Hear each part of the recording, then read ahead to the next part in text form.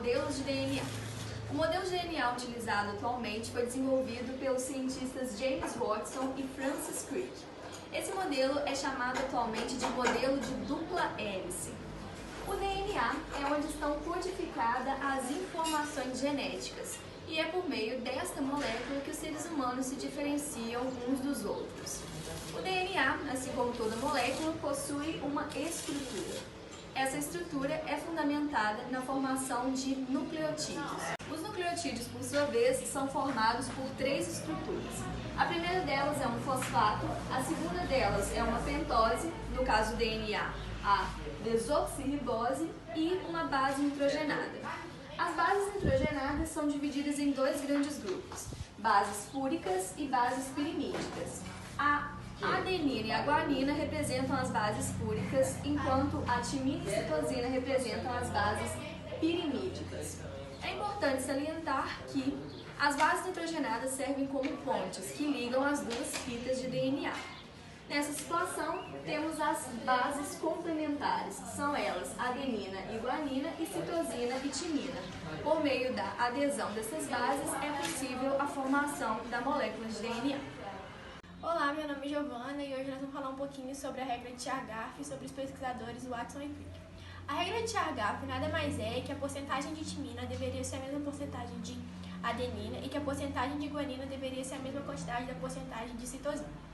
E Watson e Crick, eles denominavam o DNA como dupla hélice, em que as bases nitrogenadas estariam unidas por pontos de hidrogênio, por pentose e mais internamente por fosfato.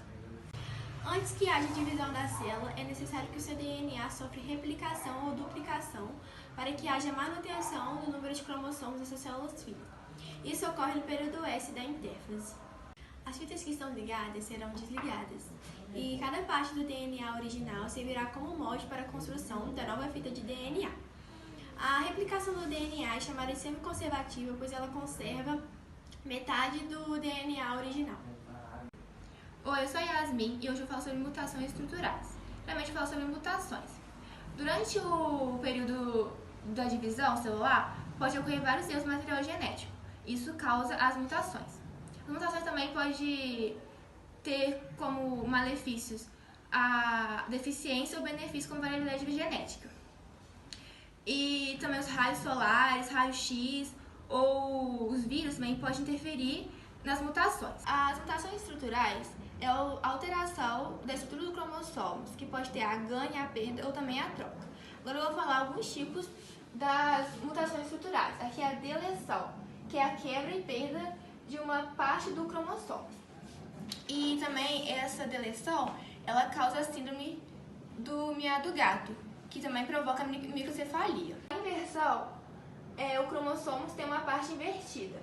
Tem dois tipos, a pericêntrica e a paricêntrica. A pericêntrica usa o centrômetro para inverter, já a paricêntrica não utiliza o centrômetro. Tem a duplicação, que é a repetição de um segmento do cromossomo. E por fim, tem a translocação, que é a troca de pedaços entre cromossomos não homólogos. E tem dois tipos, a recíproca e a simples. A recíproca é entre dois cromossomos não homólogos que trocam pedaços iguais. E a simples é um recebe um do outro. Olá, sou o Helder Júnior. Hoje nós vamos tratar do assunto síndromes cromossômicas e aneuploidias. Essa síndrome geralmente é causada por um erro no número de cromossomos da pessoa. Geralmente ela possui mais ou menos cromossomos que é necessário. No caso da síndrome de Klinefelter, um indivíduo, sempre homem, vai possuir 2 cromossomos X e um Y.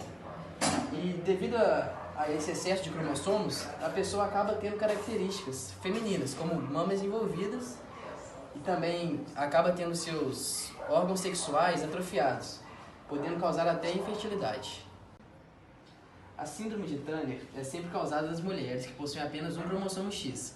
As características são mamas pouco desenvolvidas, ovários não funcionais e pescoço curto e largo.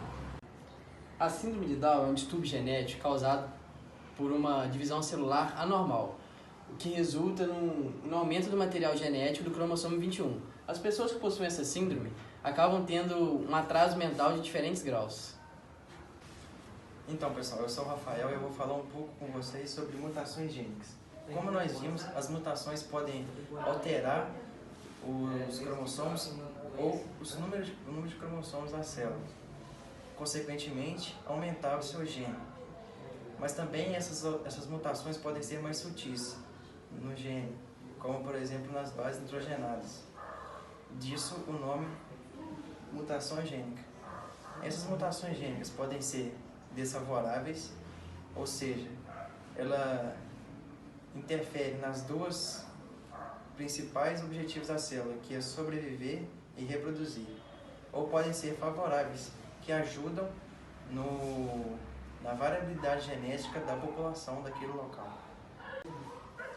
Então, as mutações gênicas podem ocorrer durante a duplicação do DNA, ocasionando a perda, a substituição ou o ganho de bases nitrogenadas. No caso de substituição, essa mutação gênica é mais expressiva e, por exemplo, a anemia, que fica expresso na pessoa que ela tem essa doença.